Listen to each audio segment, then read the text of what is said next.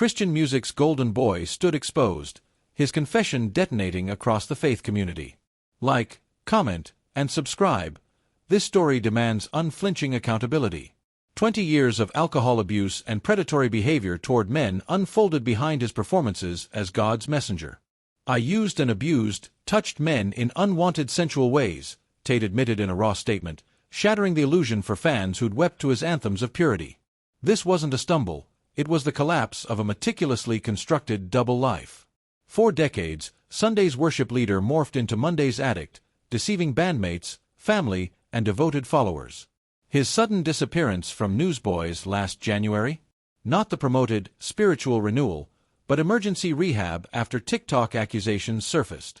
Sobriety only began 6 months ago, tragically late for victims subjected to his advances under crushing power imbalances where true consent was impossible. The fallout cuts deeper than one man's failure, exposing an entire ecosystem built on silence. How could someone sing "He Reigns" on stage while violating boundaries in shadowed green rooms? The answer echoes uncomfortably: no safeguards. No uncomfortable questions. The Christian music machine kept profiting as Tait spiraled into vodka and denial. His shattering admission, "I violated everything I was raised to believe, grieving the God I sang about," forces a haunting question. How many young believers internalized his lyrics about holiness while he exploited their trust? Rehabilitation granted temporary sobriety but no absolution. Tait now anticipates lifelong consequences, acutely aware some survivors may never recover. Most devastating is his fear that broken faith in him could erode foundational faith in God. "It crushes me that someone would reject Jesus because I failed." This exposes a deeper sickness, a subculture that anoints leaders as untouchable, substitutes prayer cover for real accountability, and treats fame as spiritual Teflon against scrutiny. Tait's victims now endure a second violation, their trauma reduced to theological debates about LGBTQ issues rather than the felony assault it represents. Consent wasn't merely ambiguous, it was annihilated by his industry dominance. Picture a 22-year-old guitarist mustering courage to refuse the icon who held veto power over his career. Tait's calculated phrasing, disputing only minor details of the assaults, reveals legal maneuvering disguised as remorse. His rehab stint? Damage control initiated only when social media exposure became inevitable. Tellingly, his apology centers his anguish, "I'll live with shame forever," without a single direct word to survivors. This mirrors a brutal truth. Sin rarely begins with assault. It germinates in unconfessed loneliness, marital disconnect, or harmless compromises left unchecked. Tait's reflection shows countless fallen pastors and worship leaders whose secrets imploded not because they're monsters, but because isolation and unfettered access weaponize ordinary human frailty. Christian communities become accomplices by asking, "How's your ministry?" while never asking, "Who sees your bank statements?" or "Who hears your confessions?" Toxic power dynamics poisoned every interaction. Tait's clinical term, unwanted sensual touching, deliberately obscures the nuclear imbalance, a superstar preying on starry-eyed artists whose dreams hinged on his approval. This wasn't misguided affection, it was career coercion wrapped in spiritual language.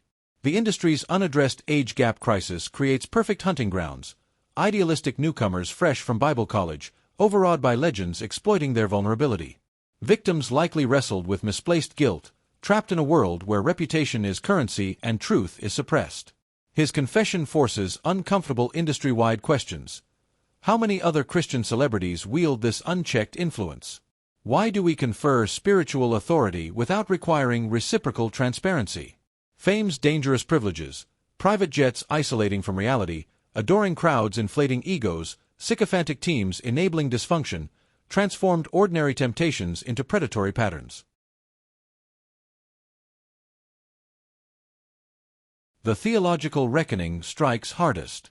Tait's claim that God gave him a new heart rings grotesquely hollow against decades of predation. It exposes evangelicalism's dangerous fantasy, that conversion miraculously erases human brokenness. Scripture's gritty realism, "Work out your salvation with fear and trembling," Phil 2:12, gets buried under performance-based triumphalism. Faith isn't sin-proof armor, it's daily, grueling surrender requiring communal vigilance and radical honesty. Tait's downfall proves even anointed voices become Judas when accountability vanishes. His anxiety about tarnishing Christianity's reputation? Understandable, yet misplaced. The true scandal isn't his individual sin, it's the corrupt system that sheltered him. When religious institutions prioritize influence, profits, and image over integrity and justice, they become complicit in the crucifixion of their own credibility. Michael Tait's implosion exposes 3 fatal flaws poisoning religious culture. First, unchecked power corrupts relentlessly. Talent becomes entitlement. Platforms become impenetrable fortresses. Tait isn't uniquely evil. He's the inevitable product of an environment where gifted people evade consequences. Christian industries need revolutionary transparency, independent oversight boards with real authority, mandatory psychological evaluations, anonymous whistleblower systems with legal protections. Second, victim care remains a theological afterthought. Tait's vague, self-focused apology ignores survivors' material and emotional needs.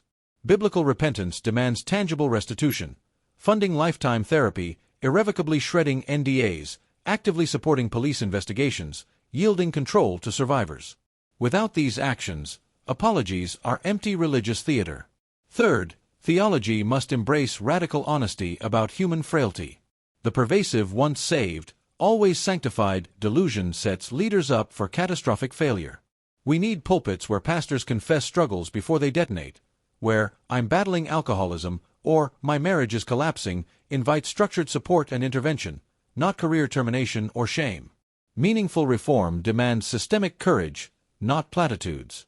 Record labels and megachurches must dismantle the idolatry of celebrity, measuring success by integrity metrics, not sales or attendance. Tour riders should mandate certified trauma counselors accessible 24/7. Green rooms require observation windows and strict, no-closed-door policies. Young artists entering this high-risk environment need mandatory training, understanding that no is sacred, recognizing grooming tactics, knowing mentors demand transparency, never secrecy. Tait's case reveals how isolation incubates disaster. His double life thrived in manufactured darkness. Healthy communities create relentless daylight.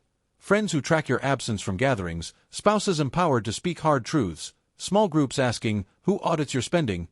and "Who holds your passwords?" For leaders, vulnerability becomes non-negotiable policy. Sabbaticals monitored by trusted peers, open-book financials reviewed annually, mentorship relationships focused on probing beneath spiritual performance into emotional and moral health. Tait's personal tragedy could catalyze industry-wide renewal, but only if we choose gritty institutional reform over cheap grace washing. Stop idolizing leaders. They are cracked vessels carrying living water, not the source themselves. Honor and protect whistleblowers, not crisis management spin doctors.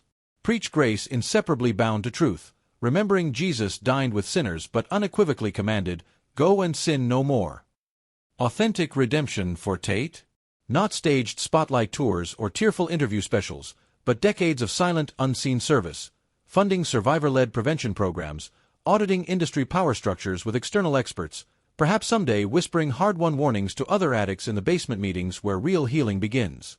True restoration starts when institutions and individuals alike confess no spiritual halo is unbreakable. Guard your heroes with wisdom. Guard your own heart with ferocious honesty. The devastating cost of complacency? More shattered lives abandoned in the wreckage. More precious faith discarded like broken idols. More wolves hiding in the sanctuary, disguised in shepherd's robes. Like if you demand systemic change, comment your solutions, and subscribe for fearless coverage of faith, power, and accountability.